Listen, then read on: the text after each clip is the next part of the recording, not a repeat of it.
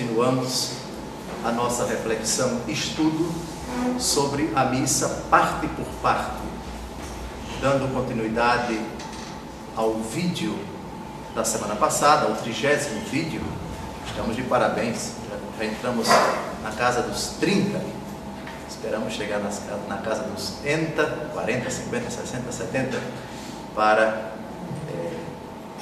nos gloriarmos em Deus por uma catequese que só Deus sabe o bem que ela já fez, está fazendo e vai fazer, porque não temos condições de mensurar o benefício que os meios de comunicação social trazem para o anúncio do Reino de Deus. Quantas pessoas já assistiram esses vídeos? Não sabemos.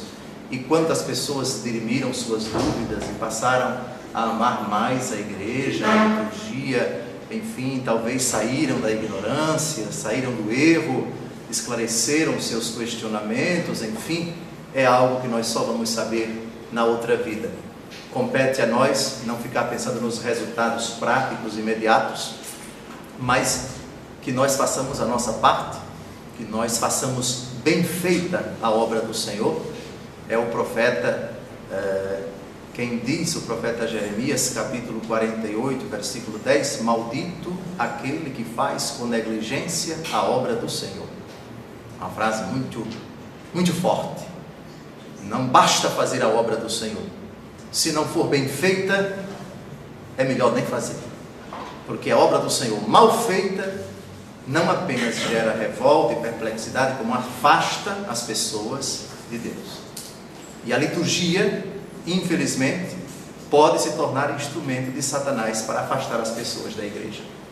Basta uma liturgia mal celebrada, uma liturgia onde se fala de tudo menos de Deus, uma liturgia onde aparecem todos menos Deus, um verdadeiro teatro, uma verdadeira pantomima, um verdadeiro laboratório de ingerências, de criatividades absurdas, patéticas, e lamentavelmente a igreja tem sofrido muito com isso. O Papa emérito, Bispo de Roma emérito Bento XVI, já dizia que esse foi um dos grandes, digamos assim, mal-entendidos do Concílio Vaticano II. Interpretaram mal o Concílio Vaticano II, e essa má interpretação, essa equivocada interpretação do Vaticano II atingiu em cheio a Sagrada Liturgia. Estamos aqui precisamente para isto, para recordar o que a Santa Igreja diz sobre o Santo Sacrifício da Missa. E hoje entramos em cheio naquele que é um dos aspectos mais belos, mais procurados, mas também que precisam de maior atenção durante a celebração da Santa Missa, a homilia. Se vocês perguntarem os motivos pelos quais várias pessoas, inúmeras pessoas, eu diria milhões de pessoas, deixam a Igreja Católica, eu não tenho condições de dizer todos os motivos, eu não tenho.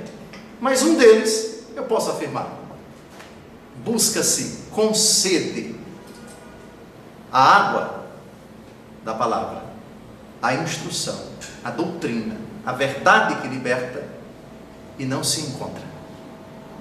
Eu vim à casa de Deus vazio para sair cheio e sair mais vazio ainda. Esse é um aspecto que tem causado sofrimento à igreja. A crise na pregação, de uma boa pregação, de uma homilia de fato, com as características que nós vamos ver que são apresentadas pela Santa Igreja na instrução geral sobre o missal romano. O assunto de hoje é a homilia. Número 65 da instrução geral ao missal romano. A homilia é uma parte da liturgia e vivamente recomendada, sendo indispensável para nutrir a vida cristã. Convém que seja uma explicação de algum aspecto das leituras da Sagrada Escritura, ou de outro texto do ordinário, ou do próprio da missa do dia, levando em conta tanto o mistério celebrado, como as necessidades particulares dos fiéis. Primeiro, é parte da liturgia. É um elemento integrante. Nos domingos e solenidades, nós vamos ver, é absolutamente obrigatória. Nos demais dias, é vivamente recomendada. Há determinadas pessoas que são legalistas quando querem ser, quando a lei diz alguma coisa que lhes favorece. Há muitas pessoas que não gostam das normas litúrgicas, não gostam do direito canônico, mas quando eles prescrevem algo que lhes agrada, aí eles no instante citam. Há determinados sacerdotes, infelizmente, que não gostam de pregar, que são verdadeiros corredores de Fórmula 1 de celebração da missa, por inúmeros motivos. Eu tenho outra, eu tenho o dentista, eu tenho o supermercado, eu tenho, sei lá, a acupuntura. Não estou fazendo crítica, por favor, aos sacerdotes da igreja, de forma alguma. Eu sou bispo e defendo apaixonadamente a minha igreja e sei da heroicidade, da dedicação, da unção de tantíssimos sacerdotes que são sacerdotes segundo o coração de Cristo. Por favor. Por outro lado, negar que aqui, ali e acolá há determinados consagrados que não ligam para a pregação, e negar que eles existem, e negar que esse é um problema na igreja, eu não ousaria fazer isso. É um problema, sim. Vivamente recomendado. Ainda que existam apenas 2 pessoas na Santa Missa, uma só talvez, é uma alma que precisa ser salva. É uma inteligência que precisa ser iluminada. É um coração que precisa ser consolado.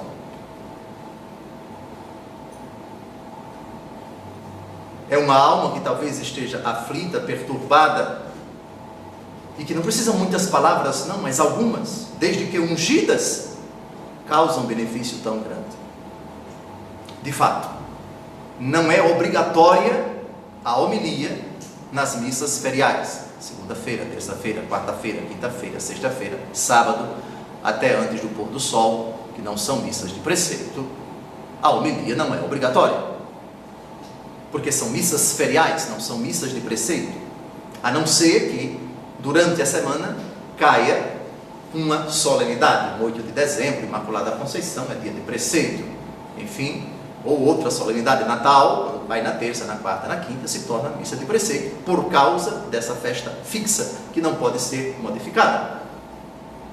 É verdade, canonicamente, não existe uma obrigação jurídica de se fazer a homilia durante a semana. Mas a igreja coloca, é vivamente recomendada, e depois explica por quê.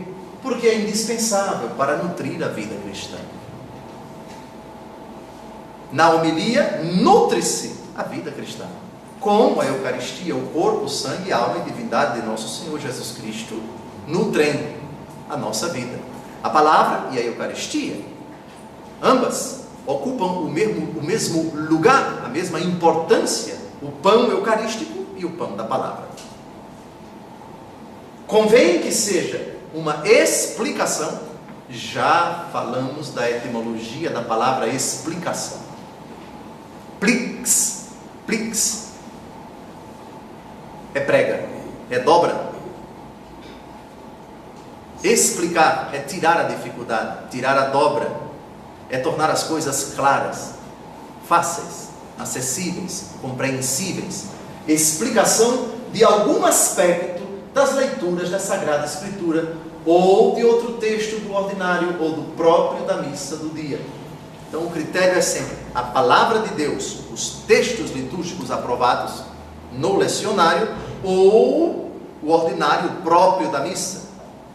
A antífona é fonte para a pregação, para a homilia, a oração da coleta, o prefácio, a oração após a comunhão, tudo o que está no ordinário ou no próprio da missa do dia, levando em conta o mistério celebrado, esse mistério, essencialmente, é o mistério da encarnação, paixão, morte, ressurreição e ascensão de nosso Senhor Jesus Cristo, e a efusão do seu Espírito que possibilita a missão da igreja, levando em conta também o mistério do tempo litúrgico, o pregador não pode esquecer de fazer uma relação direta entre as leituras do dia, o próprio do ordinário da missa, e o tempo que nós estamos celebrando.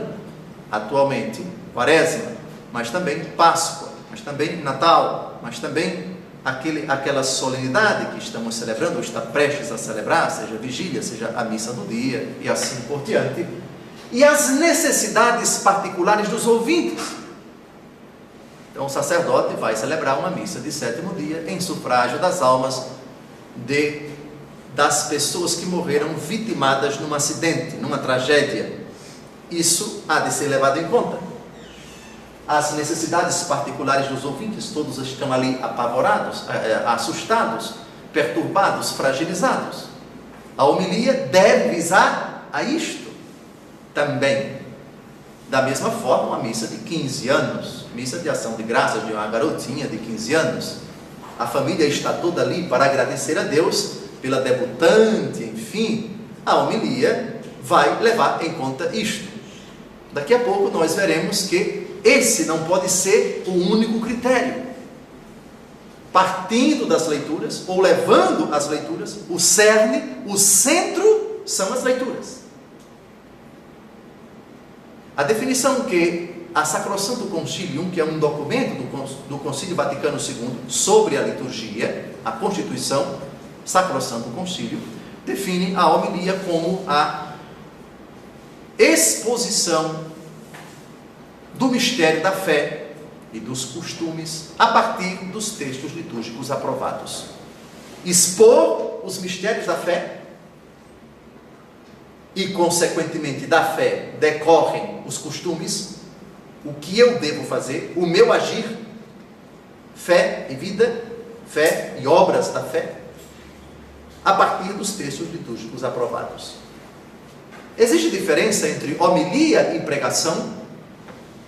A Sacrosanto Concílio não fala da palavra pregação, mas fala da homilia. Homilia, ela é homilia porque e enquanto expõe os mistérios da fé, mistério da Trindade, mistério da encarnação, mistério da redenção, paixão, morte e ressurreição de Jesus Cristo, mistério eucarístico, o mistério da graça na vida da igreja, na vida da Virgem Maria, nos santos, etc. São inúmeros os mistérios que essencialmente são decorrentes do grande mistério, que é o mistério de Deus, o Pai, o Filho e o Espírito Santo. Pois bem, já a pregação, ela discorre sobre um determinado tema que necessariamente não é litúrgico. Mas nós estamos tratando aqui, o termo utilizado pela Instrução Geral sobre o Missal Romano não é pregação, é homilia. É claro que a linguagem popular transforma, mesmo porque homilia não é uma palavra ainda muito utilizada na linguagem popular, digamos assim, que é um termo técnico. Muitos já chamam homilia, mas os outros dizem, não, é pregação. Talvez por causa dessa linguagem própria daqueles ambientes onde se falava muito das pregações nas missões populares. Eu não sei. O fato é que entre homilia e pregação na missa, convém que nós chamemos de pregação. Ponto e vírgula, desde que ela o seja. Porque quando um sacerdote revestido da autoridade de Cristo chega no ambão e fala de tudo, menos das leituras, não se pode dizer que é uma homilia. É uma pregação. Homilia não. Ah, meu Deus, saímos de casa para escutar Deus nos falando pelos lábios do sacerdote sobre o que ele nos dirá nas 3 leituras que nós escutaremos. Chego antes da missa, passo uma leitura lá na minha Bíblia, no meu jornalzinho, mas que leituras maravilhosas, quero ouvir o que o Senhor irá falar. Essa leitura aqui eu já li muitas vezes na minha casa, e aqui tem uma frase que eu queria tanto que que Jesus me explicasse pelos lábios do sacerdote. Ah, mas o tema da primeira leitura me tocou tanto, ou a segunda leitura, ou o próprio Salmo, ou o Evangelho. Depois, fala-se de tudo, termina-se a homilia, e o sentimento de frustração. Não. Eu queria me alimentar tanto com uma palavra, vou ter que me contentar com um sanduíche, lá naquele restaurante, ou com um hambúrguer, para poder dormir, porque a minha alma não foi saciada, etc. Não, mas isso existe. E vocês fiéis, têm todo o direito de reclamar. Porque se é um direito de vocês, é um dever nosso. Nós somos ordenados para quê? Para estar a serviço de vocês. Nós somos ministros de vocês, somos servos de vocês. A expressão é forte, ministro. Sabe o que significa isso? Servo. Eu estive entre vós como o ministro, disse Jesus. Ministério. O servo. Ministério é serviço. Nós somos subordinados a vocês. Nós temos que respeitar os direitos de vocês na missa. E um dos direitos é uma boa homilia. Isso é um direito sagrado de vocês. Mas não abram mão disso. Pois bem, então, o que há de se levar em conta é essa conjunção, é essa interação de elementos bem harmonizados, desde que o sacerdote antes reze e se prepare também intelectualmente, preparando o seu esquema, etc., possibilita grandes coisas na hora da homilia. Pois bem, recordando mais uma vez, volte ainda, pois bem, algum aspecto das leituras da Sagrada Escritura. Hoje à noite, já é liturgicamente domingo. Todos vocês sabem qual vai ser o tema da pregação de amanhã. Misericórdia. Que, aliás, vai aparecer em todas as leituras, inclusive no Salmo, e o ápice da liturgia, parábola do filho pródigo, se não me engano, parábola do filho pródigo. Pois bem, misericórdia é um aspecto das leituras da Sagrada Escritura amanhã, ou seja, já hoje à noite, da liturgia. Então, esse aspecto não pode ser negligenciado. Não pode. Levando em conta o mistério, que já falamos, a Trindade, o mistério da misericórdia, da compaixão de Deus, Quaresma, tempo de conversão, perdão, reconciliação, etc. Há aquelas palavras-chave que competem ao sacerdote, na sua oração e no seu estudo, sistematizá-las, armar o seu esqueleto e depois subordinar isso diante de nosso Senhor e deixar com muita humildade, com muita confiança, mas também com muita serenidade e intrepidez, que Deus fale pelos seus lábios, que Deus ilumine sua inteligência, que Deus o acompanhe na exposição dos mistérios, para a glória de Deus, não o envaidecimento dele, e para que ao final da homilia e da missa também, todos os fiéis possam dizer: Deus nos falou, Deus me tocou, Deus me exortou, Deus me advertiu, Deus me curou. A expressão missa de cura e libertação, eu repito, ela é redundante. Toda missa é missa de cura, toda missa é missa de libertação, toda missa é missa de ação de graças. Por definição, Eucaristia é um dos nomes técnicos para o mistério da fé, é ação de graças. Na linguagem popular se fala de missa de ação de graças, mas mesmo que não utilizemos esse complemento nominal, ela o é, por definição, de ação de graças. E se existe um momento da missa que é, por antonomasia, por definição, por essência, de cura e de libertação, é a homilia. Muito bem, próximo. A homilia, via de regra, é proferida pelo próprio sacerdote celebrante, ou é por ele delegada a um sacerdote concelebrante, ou ocasionalmente a um diácono, nunca, porém, a um leigo. Comentário: se vocês já participaram de alguma missa cuja homilia foi feita por um leigo, entenda-se, religiosos e religiosas, religiosas ou religiosos não consagrados pelo sacramento da ordem, Isso foi uma aberração, isso foi algo proibido, inadmissível, intolerável, eu diria. Não é facultada a homilia, senão a bispos, padres e ocasionalmente aos diáconos. Em casos especiais e por motivo razoável, a homilia também pode ser feita pelo bispo ou presbítero que participa da celebração sem que possa celebrar. Pensemos, por exemplo, o sacerdote que está ali em uma cadeira de rodas, o sacerdote que está impossibilitado de se paramentar, ele está na missa, é uma celebração de grande importância, ele está ali presente, não está paramentado, portanto não está concelebrando, mas o celebrante principal pode facultar aquele sacerdote, padre ou bispo que está ali não paramentado por algum motivo, para que ele profira a homilia. Mas veja, sacerdote. Aos domingos e festas de preceito, haja homilia. Reparem que o verbo aqui, se não me engano, está no imperativo, né? Haja, é uma ordem. Não podendo ser omitida, a não ser por motivo grave, em todas as missas celebradas com participação do povo. Motivo grave, pode acontecer que o sacerdote esteja extremamente abalado fisicamente, emocionalmente, esteja rouco, coitado, é pedir demais em determinadas situações que ele faça a homilia. Eu diria, mas Dom José, o padre, naquela hora, a missa das 7h30, 8 da noite, já é a 5ª missa dele.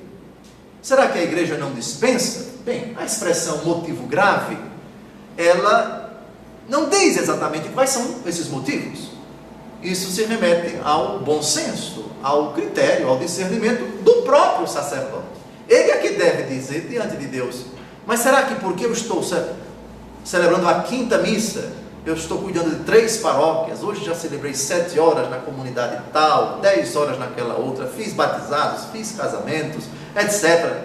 Bem, as coisas impossíveis ninguém é obrigado. Todavia, o sacerdote há de levar em conta que mesmo cansado, ali tem pessoas cansadas também, e que esperam uma palavra de conforto, uma palavra de sabedoria, uma palavra de ensino, enfim. De qualquer maneira, tendo nas missas celebradas com participação do povo, nos domingos e festas de preceito, só por motivo grave, a homilia pode ser omitida, porque é um direito dos fiéis. É de partir o coração uma missa de preceito que não tem homilia, ou 2 palavrinhas. Não devem ser 2 palavrinhas. Também é recomendada nos outros dias, sobretudo nos dias do Advento, Quaresma e Tempo Pascal, como ainda em outras festas e ocasiões em que o povo acorre à igreja em maior número. Nos outros dias, já falei disso ainda há pouco, os dias de semana, ela é recomendada, portanto não é obrigatório.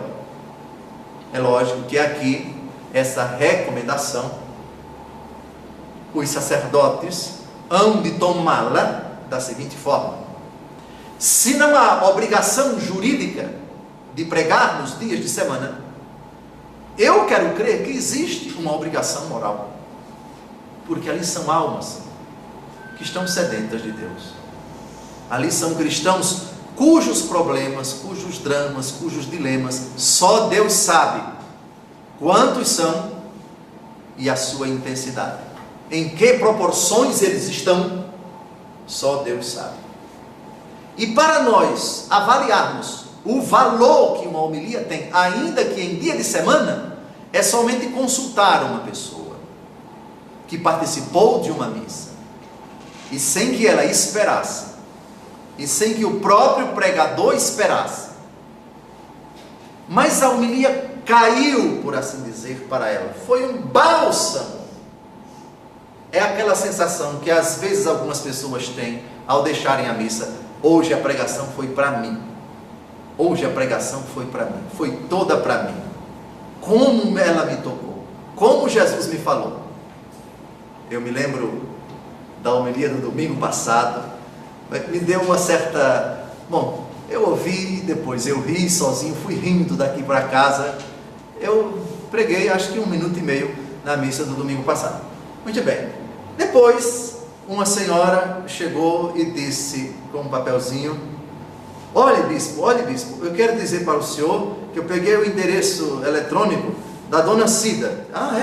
É que eu vou assistir a homilia do senhor. Eu estava aqui, mas eu vou mostrar para o meu filho. O senhor disse, fazendo alusão de rendendo graças a Deus, porque lá na infância, na adolescência, o jovem foi traído e, enfim, eu não lembro mais o que foi que eu disse. Renda graças a Deus, porque no passado Deus permitiu que você descobrisse que foi traído, enfim, Deus agiu na sua vida em tudo isso. Ele não foi o autor da traição, mas Ele soube tirar de um mal um bem bem maior, porque Ele colocou na sua vida uma mulher que não é a das mais bonitas do mundo, mas é uma pessoa virtuosa, enfim. Eu fiz uma relação que nada na nossa vida deixa de ser considerado na providência de Deus. Ou seja, comentando Romanos 8:28, Deus coopera em tudo para o bem daqueles que o amam.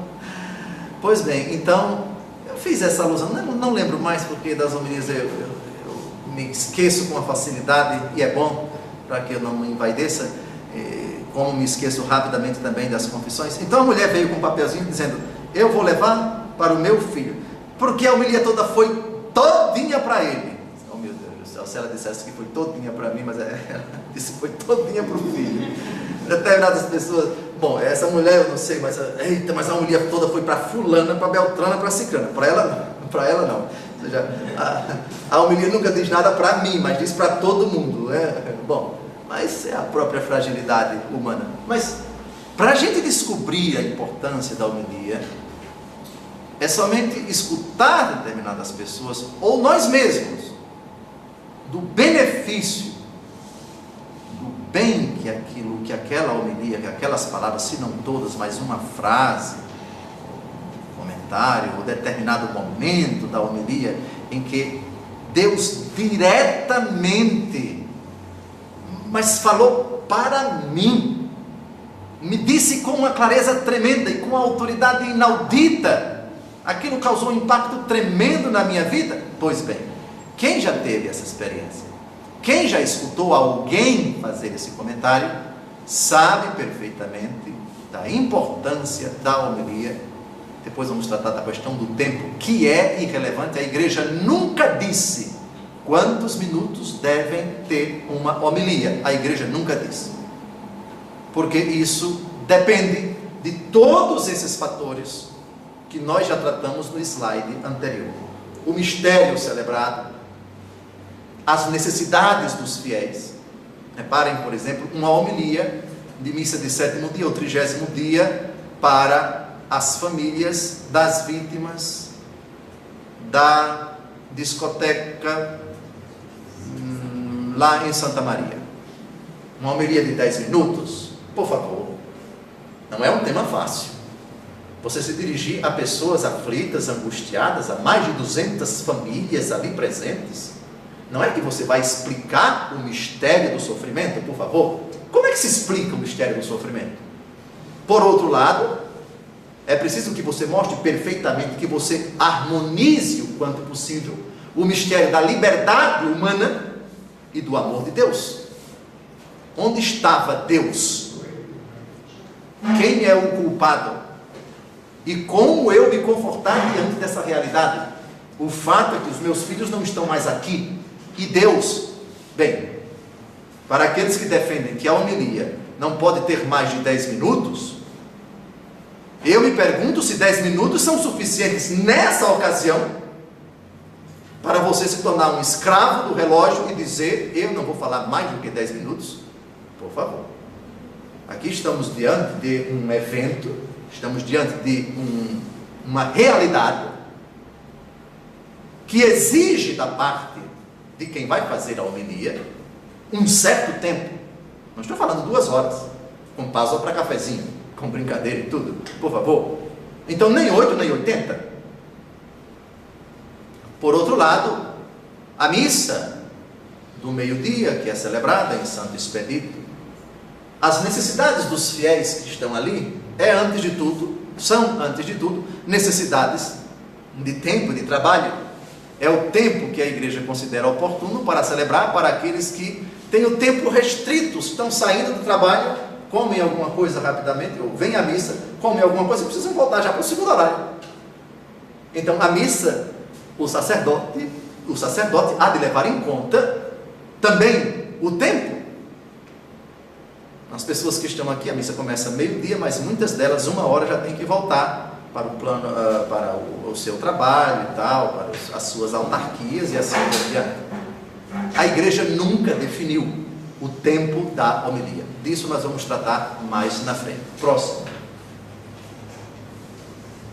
Antes de começarmos a profissão de fé, eu só vou recordar as características da homilia segundo a doutrina da igreja. Qual deve ser o centro? Qual deve ser o núcleo? Qual deve ser essencialmente a razão, a motivação, o começo, o meio e o fim da homilia? Jesus Cristo é o mesmo ontem, hoje e por toda a eternidade. Jesus. O começo é Jesus, o meio é Jesus, o fim é Jesus. Nós pregamos o que? Disse São Paulo: Cristo crucificado. Escândalo para os judeus, loucura para os pagãos.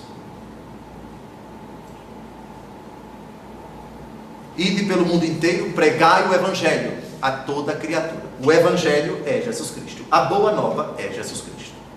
Primeira característica da homilia, ela tem que ser cristológica e cristocêntrica. Cristológica. Jesus é a razão. Jesus é o sentido da pregação. Qual foi o primeiro discurso dos apóstolos após Pentecostes? No capítulo 2 dos Atos dos Apóstolos. Quem foi o primeiro a pregar após Pentecostes? São Pedro. O discurso de São Pedro para nós é paradigmático.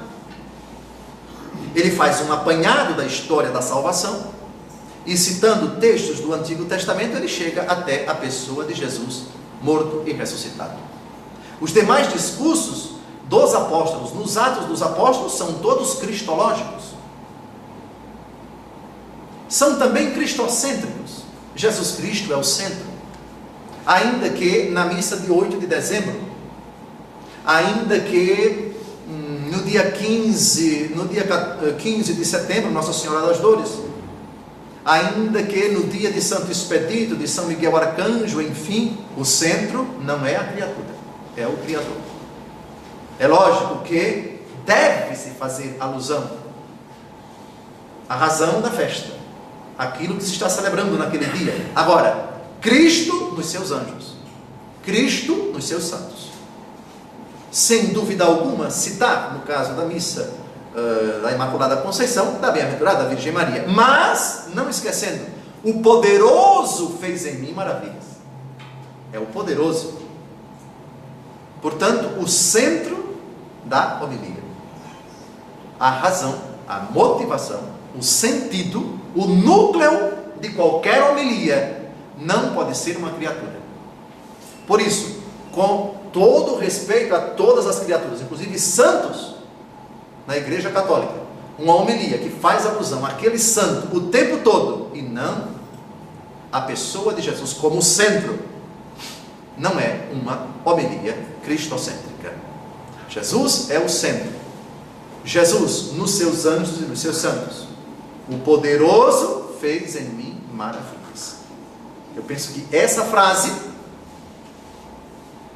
deve ajudar, e ajuda, todos os católicos a compreenderem que o sentido da homilia é Jesus Cristo. Ah, mas eu queria que o padre falasse do escapulário do Carmo. Bom, pode-se, sem dúvida alguma, fazer alusão àquela devoção do escapulário, a devoção do terço, etc. Mas, Cristo como centro. Ilustra-se o mistério da graça, da ação, da presença de Cristo no Espírito Santo na vida da igreja, e aí sim, ilustra-se o santo como aquele em quem Jesus se revelou vitorioso, em quem a sua Páscoa transfigurou-se, revelou-se, manifestou-se reluzentemente, transbordantemente, gloriosamente.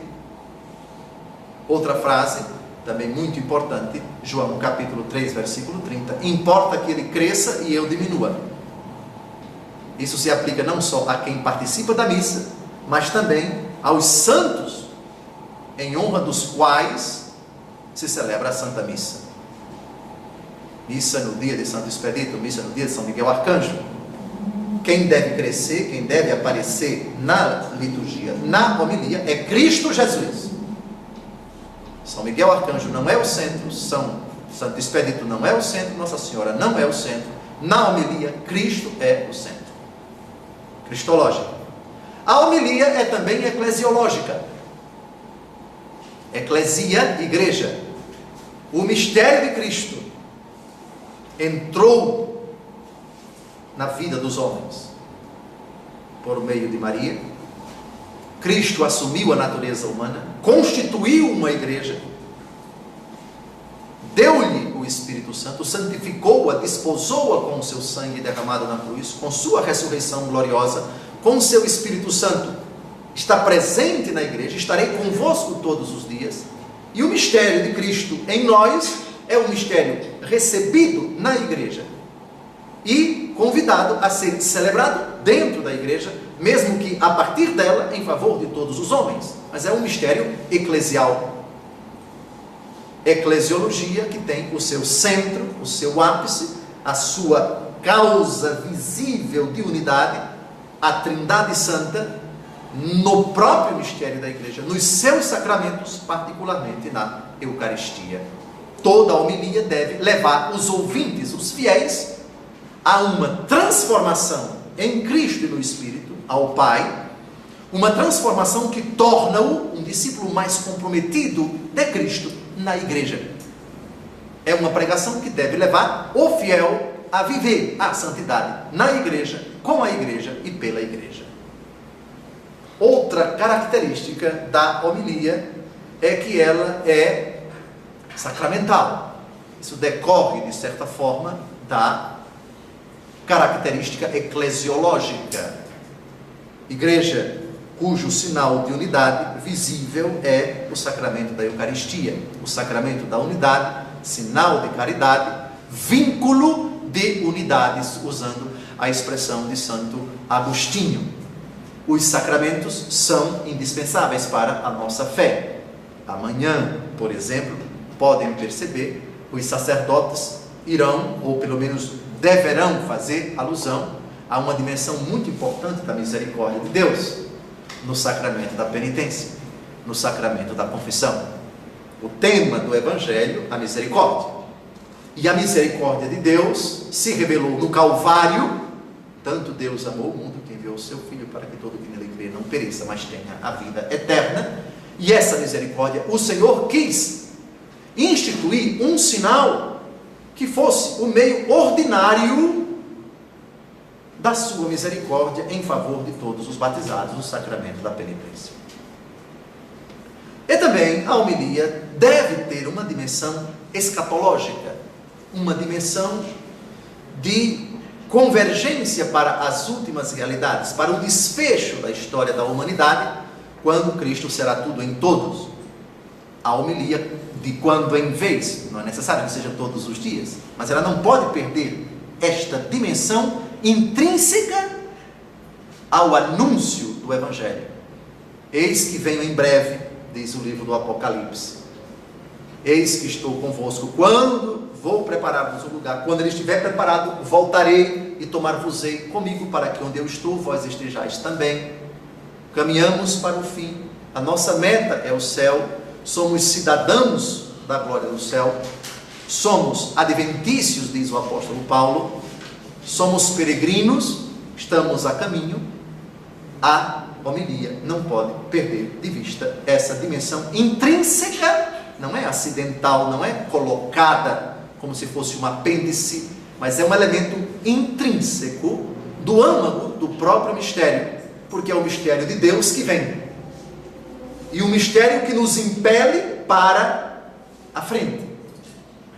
deixando para trás, jogo-me para a frente, dirá a palavra de Deus. Cercados como estamos por tal nuvem de testemunha, corramos ao certame que nos é proposto. Hebreus capítulo 12. A homilia finalmente tem que ter uma dimensão parenética. Parênesis é uma expressão grega que quer dizer uma exortação à moral, à prática cristã.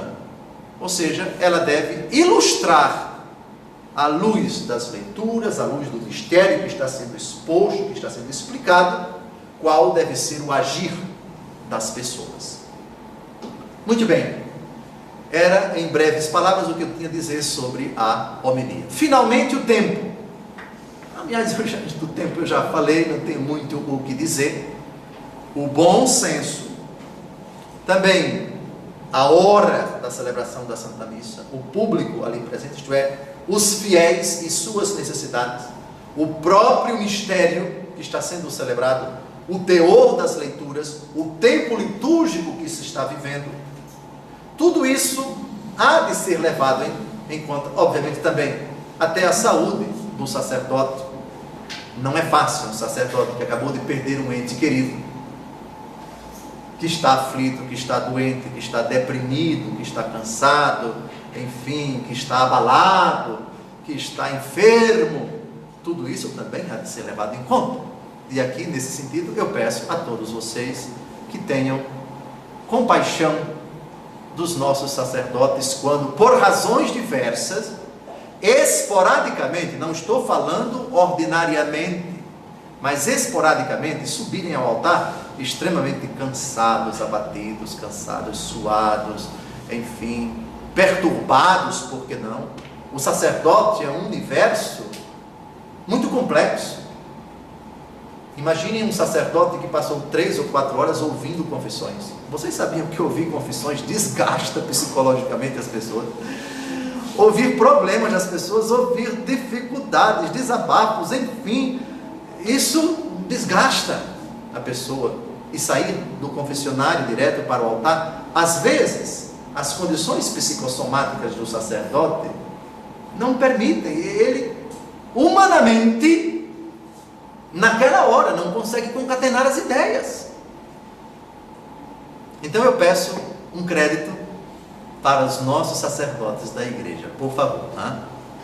E nem sempre também o sacerdote está tão inspirado.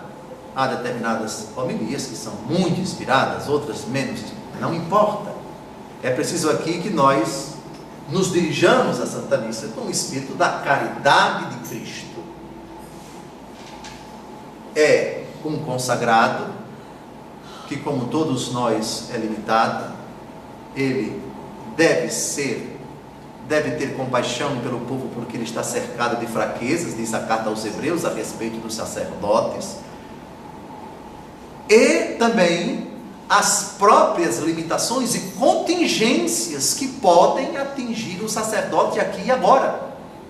Hoje ele está muito bem, mas amanhã, ao longo do dia, fatos podem acontecer, sei lá, um problema, caiu um toldo da paróquia, enfim, a paróquia foi roubada, aconteceu um acidente, o carro estourou o pneu, bateu a bateria em pleno plano piloto, etc. A mãe dele está na UTI, o irmão foi acidentado. Tudo isso atinge, afeta o sacerdote aqui e agora. Então, eu quero dizer a todos, na ótica de fé, olhem para todos os sacerdotes da igreja, sempre, mas particularmente na hora da homilia. E peço, antes da missa, façam uma oração, pedindo as luzes do Espírito Santo para o sacerdote na hora da homilia. As orações de vocês são muito importantes. Jesus, toque os lábios do pregador de hoje, para que na sua homilia ele nos instrua, ele nos dê uma palavra de ciência, ele nos conforte, ele seja instrumento em vossas mãos para nos ensinar, para nos edificar, para nos curar, enfim, e particularmente para mim que preciso, enfim, de uma palavra, eu rezo por ele.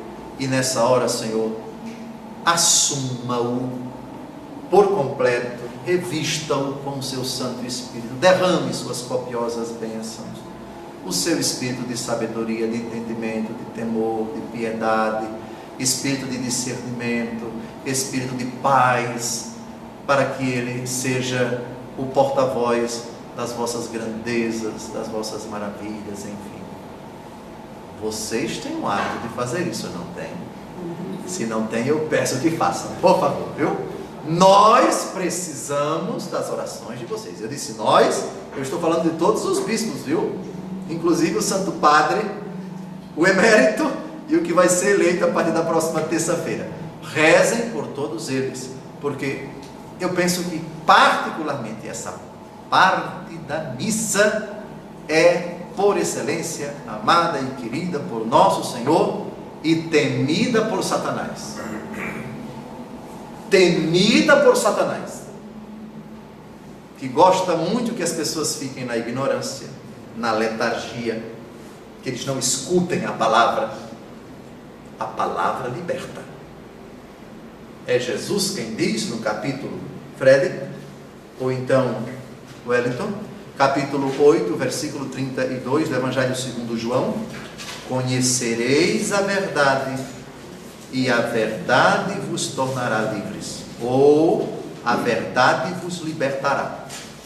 Reparem, digam se a missa não é de cura e libertação por excelência, sobretudo nessa hora. Leia, Fred, em voz alta. Conhecereis a verdade, e a verdade vos libertará. Pronto, aí está a prova de que toda missa é missa de libertação. Por quê? Por causa da homilia. Não só, por favor, não só, mas por causa da homilia, é missa de libertação. Qualquer missa que tenha homilia é missa de libertação pela palavra. Tá bem? Não só na hora da homilia, por favor, mas particularmente na hora da homilia, a missa é missa de cura e de libertação. Profissão de fé. O símbolo ou profissão de fé tem por objetivo levar todo o povo reunido a responder à palavra de Deus anunciada da Sagrada Escritura e explicada pela homilia, bem como proclamando a regra da fé através de fórmula aprovada para o uso litúrgico, recordar e professar os grandes mistérios da fé antes de iniciar sua celebração na Eucaristia. A palavra símbolo significa síntese, o resumo.